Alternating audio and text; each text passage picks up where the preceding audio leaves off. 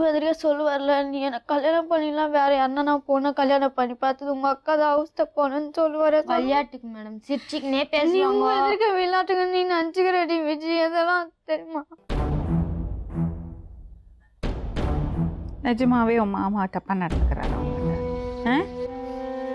இப்போ நான் வீட்டுக்கெல்லாம் வரும்போது எங்க வீட்டுக்கு வரணும், எந்த வீட்டுக்கு?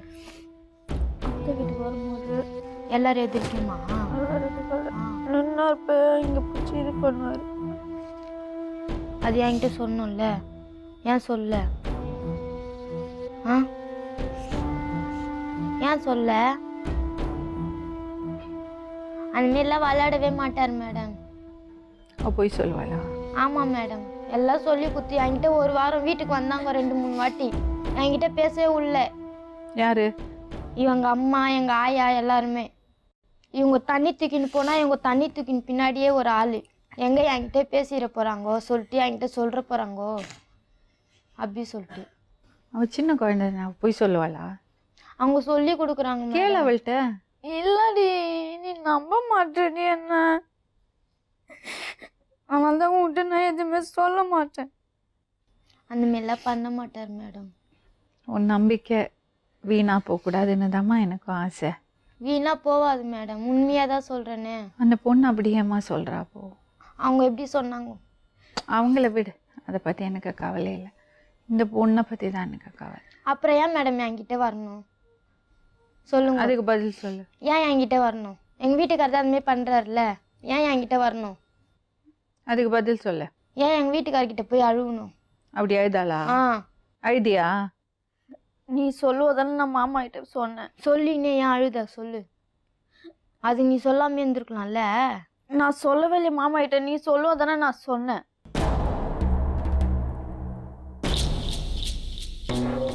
பாருங்க, அவங்க 2 பொண்ணுங்களுக்கும் உங்கள் மனைவிக்கும் உங்கள் மேலே ரொம்ப நம்பிக்கை இருக்குது. உயிரையே வச்சுருக்கா. அந்த பொண்ணைய மாற்றிடாதீங்க.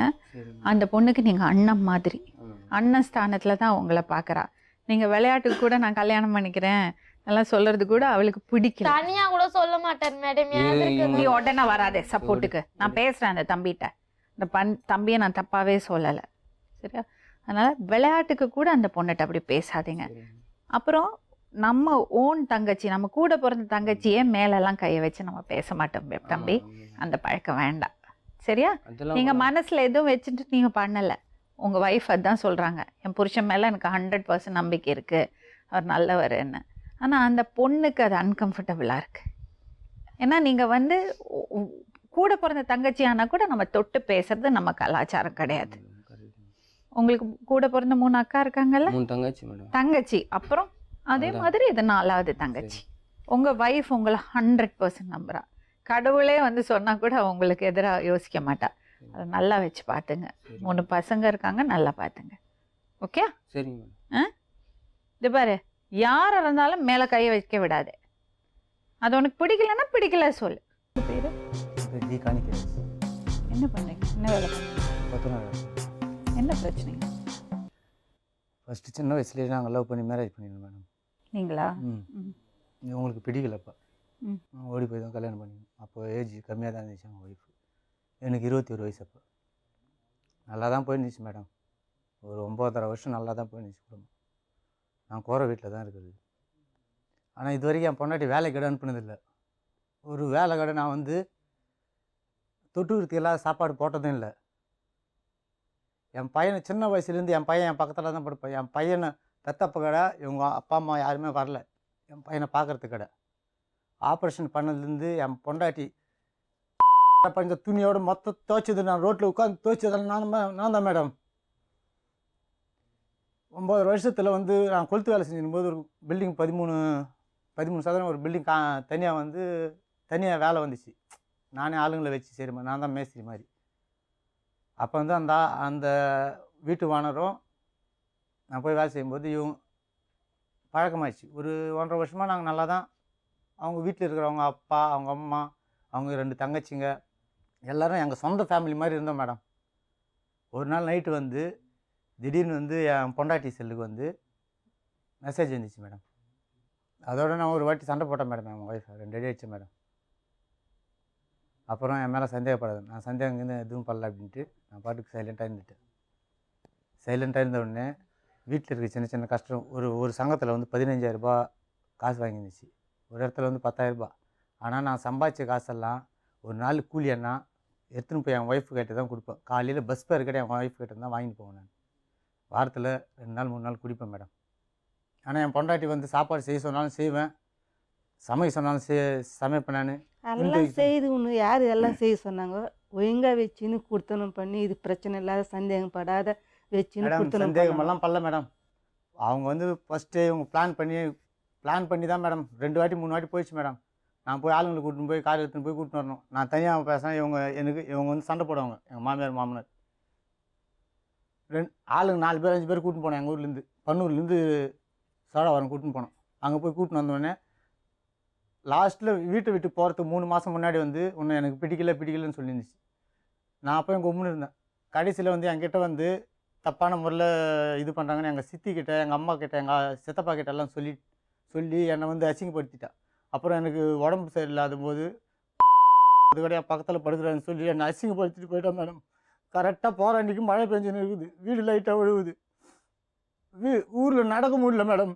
அது அப்படியே விட்டு போயிட்டாங்க மேடம். என்ன சாப்பாடுக்கான வழி இல்லை மேடம். 1.5 மாதமாக நான் ஊரில் வேலை அசிங்கப்படுத்திட்டேன்.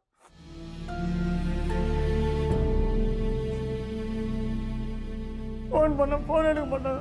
இவங்களும் என்ன கூப்பிட்டதில்லை. சரி ஏதாவது சண்டை நான் ஃபோன் பண்ண சுவிட்ச் ஆஃப் பண்ணிவிடுவாங்க. இவங்க ஃபோன் பண்ணாங்க, எடுத்தாங்கன்னா அசிங்கமாக பேசுவான். மாமியார் மாமனார் என்ன மரியாதை கொடுக்க மாட்டீங்க, மட்டும் லேஸ் பண்ணுவாங்க. இவங்க லேஸ் பண்ணுறாங்கன்னா நீங்கள் என்ன திருப்பி சொல்கிறீங்களோ நான் ஏற்றுக்கிறேன் மேடம். இவங்க லேஸ் பட்டம் இல்லை, அசிங்கமாக இப்படி பேசுவாங்க 2 பேரையும். இவங்களே வந்து இது வரைக்கும் மேடம் என் பொண்டாட்டி பிள்ளைங்கள பார்க்க போனால் கண்ணடிக்கிறது. இப்படி என் பையன் கேட்டது அப்படியே பக்கத்தில் ரவுண்டு கட்டி நிற்பாங்க. உன் பொண்ணு பொண்டாட்டி பண்ண மாட்டேன் மேடம். நான் எதுக்கு சும்மா போலீஸில் கம்ப்ளைண்ட் பண்ணி அடி வாங்க வைப்பாங்க. என்ன அடிச்சான் எப்போ பார்த்தாலும் இருங்க மேடம், எப்போ பார்த்தாலும் 5,000 6,000 பற்றி எத்தனை வாட்டி நான் பெரியவங்களை கூட்டின்னு போயிருக்கேன் மேடம். எங்கள் ஊர் பெரியவங்கள நாங்கடா அப்போ என்ன சொன்னோம், இப்போ நாங்கள் உங்கள் பொண்டாட்டி நாங்கள் இது மறப்பில்லை கூட்டின்னு சொல்லுவேன் மேடம். நான் பலந்தமாக தள்ள முடியாது. சரி என் பசங்க இருக்காங்க மேடம், சொல்லுங்க மேடம். நான் 1 வருஷம் ஆச்சு மேடம் என் பொண்ணை பார்த்து. எனக்கு இது வரைக்கும் சொன்னதே இல்லை மேடம். கேளுங்க மேடம், நான் ஃபோனில் எத்தனையோ வாட்டி சொல்லிட்டேன் எங்கள் ஒய்ஃபு கிட்ட. நீ தப்பான ரோட்டில் போகிற, நீ ஏதோ வேணுமென்னு செய்கிற, நான் க்ளீனாக சொல்லிட்டேன் மேடம். அப்பப்போ ஃபோன் பண்ண வச்சு நம்பர் எப்போ பார்த்தாலும் நம்பர் மாற்றுறது. உங்கள் மனைவி இவங்க அவங்களோட இல்லை, அவங்க பொறுப்பில் இல்லை. அது இப்போ தான் மேடம் இப்போ தான் மேடம் எனக்கு தெரியுமே. உனக்கு பிடிக்கலையா, என் பசங்களை விட்டுட்டு நீ எப்படி வேணும் விருப்பம் போல் வாங்கிக்கோ, இல்லை 10 பேர்கிட்ட சொல்லிட்டு போயிடு அப்படின்னு நான் ஓப்பனாக சொல்லியிருக்கேன் மேடம். என் பொண்டாட்டி கிட்ட கடைசியாக கூட சொல்லியிருக்கேன் மேடம். போகும்போது நீ ஏதோ தப்பு பண்ண போகிற, உனக்கு பணம் ஆசை வந்துச்சு, தெரிஞ்சு போச்சு எனக்கு, நீ வந்து என்னை மதிக்கிறது இல்லை, நான் கஷ்டப்பட்டதான், வேலைக்கு போக முடியாது. 1.5 மாதம் கடைசியாக வந்து 10 வருஷத்துல வந்து 1.5 மாதம் வேலைக்கு போயிடுச்சு மேடம். போயிட்டு வரும்போது நான் காலை அமுக்குவேன். ஏன்னா சரி நான் கொளுத்து வேலைக்கு போயிட்டு கஷ்டப்பட்டு வந்து சாப்பாடு குழம்பு 8:30 மணிக்கு வரும் மேடம். 8:30 மணிக்கு வந்தால் சரி நம்ம வீட்டில் கஷ்டத்துக்கு தானே போதுன்ட்டு உடம்பெல்லாம் கால் வலிக்கு தரணும். ஆனால் வேனில் பார்க்குறவங்க சொல்லுவாங்க டான்ஸ் போட்டுன்னு வராங்கன்ட்டு. அதெல்லாம் கூட எனக்கு சொல்லலை. 1.5 மாதமாக ஒரு நாள் நைட்டில் சாப்பாடு குழம்பு நான் தான் ஆக்கி போடுவேன். நான் அப்புறம் சொன்னேன், என்னால் நானும் கஷ்டப்பட்டு வர்றேன், என்னால் முடியாது டெய்லி எல்லாம் குழம்பு சாப்பாடு.